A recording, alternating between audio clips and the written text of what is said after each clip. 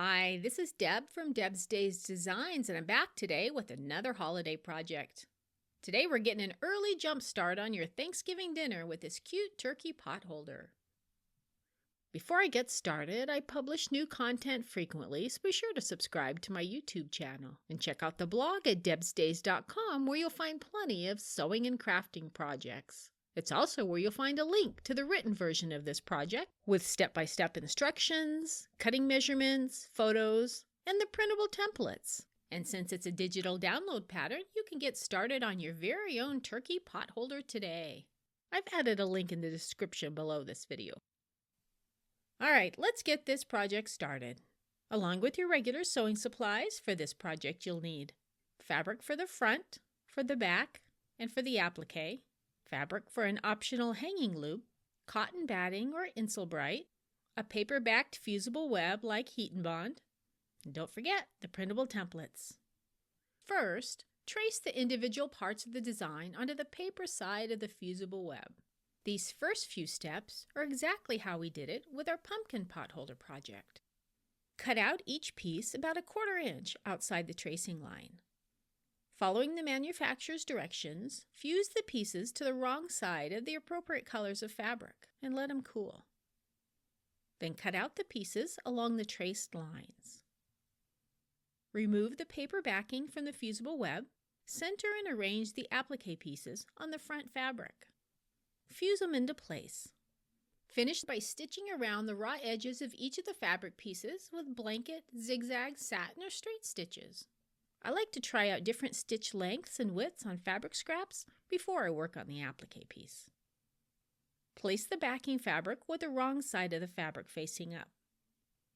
Center the 2 batting pieces, or the batting and Insulbright, on top, and place the appliqué piece on top. Baste all layers together and quilt as desired.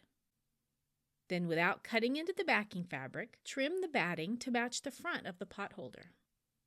Then trim the backing fabric so it measures 1 inch away from the front fabric. To create the binding, fold the backing over so the raw edge meets near the raw edge of the front and press it. Fold the backing over 1 more time so it becomes the binding on the front and press it. Work your way around the sides, pressing as you go. Then top stitch around the outside of the pot holder near the open edge of the binding. Now, if you prefer to miter the corners, use the technique we've used before. Measure 1 inch away from each corner and mark it, and then draw a straight line to connect the marks, and cut on the line. Fold the raw edge corner over the corner of the front fabric and press it. Fold one of the sides so the raw edge of the fabric meets the raw edge of the front and press it. Fold the backing over 1 more time so it becomes the binding on the front and press it. Fold the other side in so the raw edge of the fabric meets the raw edge of the front and press it. Fold the backing fabric over 1 more time so it becomes the binding on the front and press it. If you'd like to hang up your pot holder, let's make a loop.